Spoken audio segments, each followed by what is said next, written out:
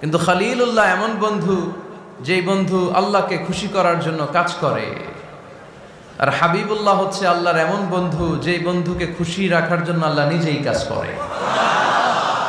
আল্লাহর হাবিব সাল্লাল্লাহু আলাইহি ওয়াসাল্লাম ছিলেন হাবিবুল্লাহ। চিল্লায় বলেন, তিনি কি ছিলেন?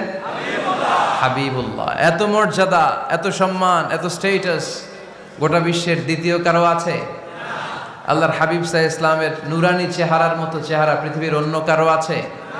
কোন দিক দিয়ে আল্লাহর হাবিবের সাথে কোনো মানুষের কোনো ধরনের কম্প্যারিজন, তুলনা চলতে পারে না। Whether it's the fitness, whether it's the skin colour, whether it's the sound, whether it's the status, is out of any kind of comparison.